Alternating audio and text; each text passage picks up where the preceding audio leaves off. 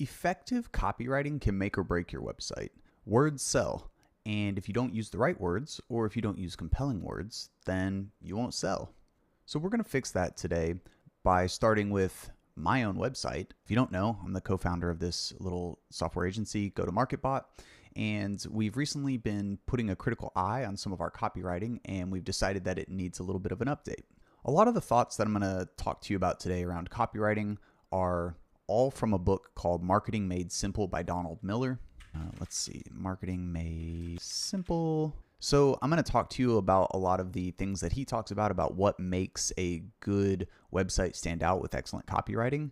But I highly recommend get the book. It's not that expensive. You can get it for $12.99 on Kindle, hardcover. It's also $12.99. So well worth the cost, in my opinion, especially if you have a website where you sell anything, including yourself. If you're just, putting yourself out there for whatever prospective jobs or things like that, learning how to sell, learning how to use words that sell is very, very, very important.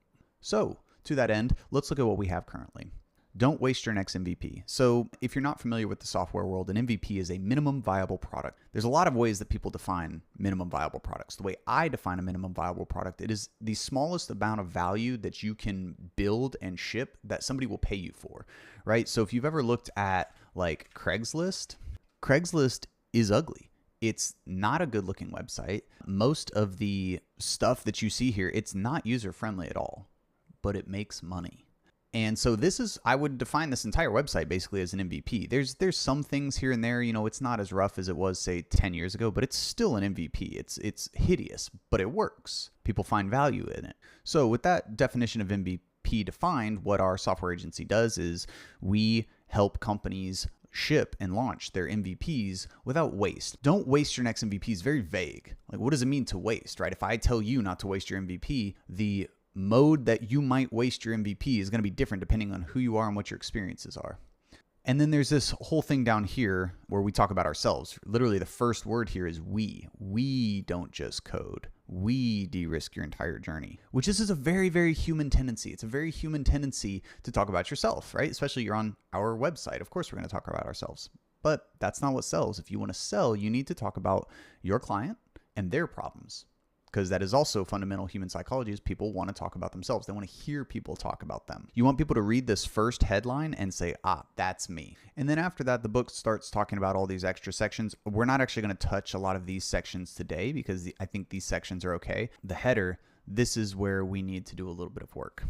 So we're going to jump into our text editor here and we're going to find out where we're doing don't waste your next MVP. Now, I spent a lot of time last night working on this, so I've already got some of the text, so I'm going to just put it in there, and then we're going to talk about why I am using that text. Okay, so here we are with our updated header. I still need to adjust some of the width and probably adjust it so that this text lays out better because I don't like that it's 3 whole lines here.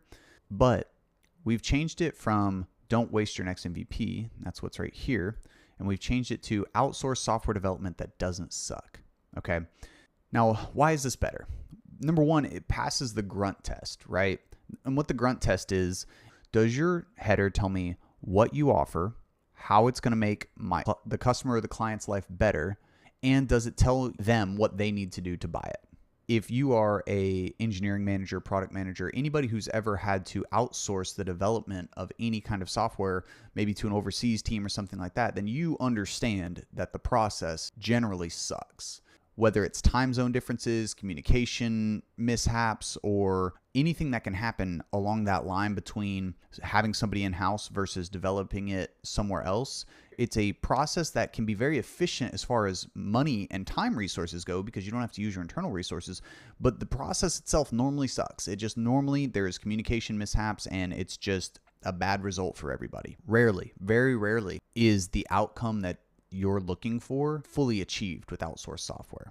So then in the line right underneath that, we tell people exactly how we do that. How can you get outsourced software development that doesn't suck?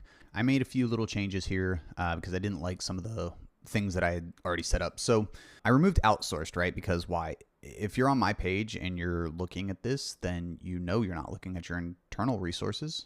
So it's pretty obvious that it's outsourced, right? Outsourced software development.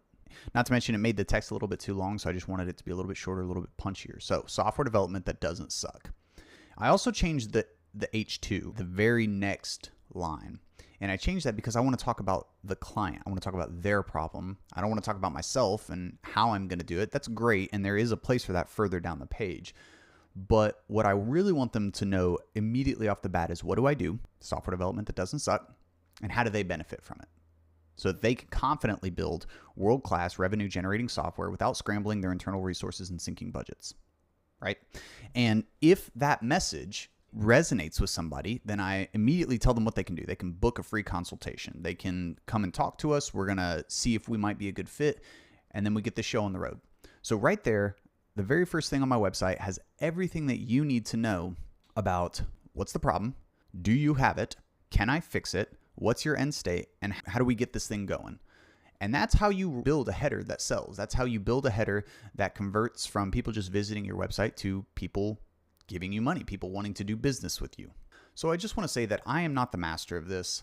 I am a student. Every time I go to build my website, I have to review this book. I have to go back to Marketing Made Simple by Donald Miller, and I need to check, okay, have I done this thing correctly? And many times I have to spend a few hours going back through and reworking my copywriting because it's not yet a reflexive skill. It's natural that humans, we want to talk about ourselves. We want to talk about what we do. We want to talk about our skills. We want to talk about how great we are.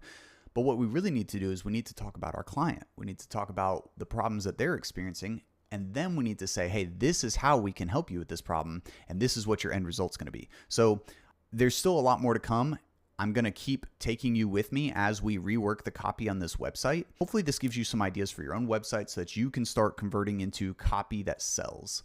If you're interested in having me do something like this for your website, leave a comment with your website and we can go to it and we can look at the copywriting and we can talk about how we can better use words that sell to talk about the client and their problem and how we can solve it.